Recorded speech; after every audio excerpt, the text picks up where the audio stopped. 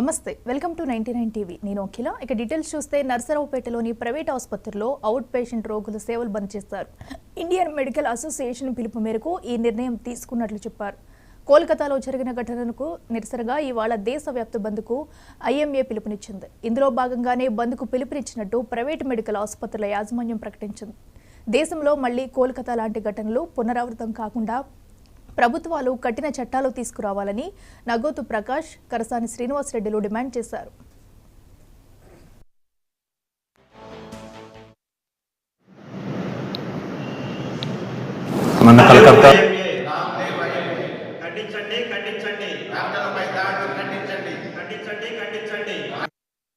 Lady డాక్టర్పై జరిగిన అత్యాచారం, హత్య నిరసిస్తూ నేషనల్ ఐఎంఏ ఇచ్చిన పిలుపు మేరకు రేపు ఉదయం 6 గంటల నుంచి మళ్ళీ ఆదివారం ఉదయం 6 గంటల వరకు ఎమర్జెన్సీ సేవలు మాత్రమే చూడబడతాయి.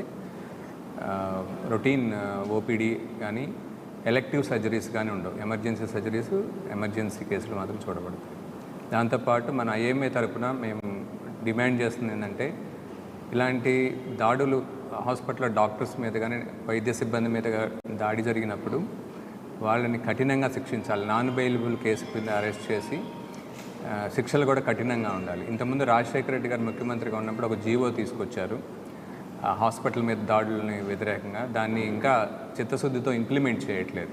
దాన్ని ఇంప్లిమెంట్ చేయాలని రాష్ట్ర ప్రభుత్వాన్ని, అలాగే దేశంలో కూడా పార్లమెంట్లో కూడా కఠినమైన చట్టాలని, హాస్పిటల్ మీద వైద్య సిబ్బంది మీద దాడులకు వ్యతిరేకంగా కఠినమైన చట్టాలను తీసుకురావాలని డిమాండ్ చేస్తూ అవి వచ్చే వరకు మేము పోరాడతామని. ఇది ఆరంభం మాత్రమే. ముందు దీన్ని పెద్ద స్థాయిలో నిరసనలు ముందుకు తీసుకెళ్ళి మేము విజయం సాధిస్తామని మేము తెలియజేస్తున్నాము. ఐఎంఏ ఈ విషయంలో ఈసారి చాలా గట్టిగా పట్టుదలగా ఉంది. మా డిమాండ్లు ఎప్పటి నుంచో నెరవేరని డిమాండ్లను కూడా ఈసారి పట్టుబట్టి సాధించడానికి మేమందరం కార్యదక్షతతో మేము అందరం ముందుకు కదులుతున్నాం. ప్రజలు కూడా మాకు ఈ విషయాలు మీరు అర్థం చేసుకొని మాతో సహకరించవలసిందిగా కోరుతున్నాం.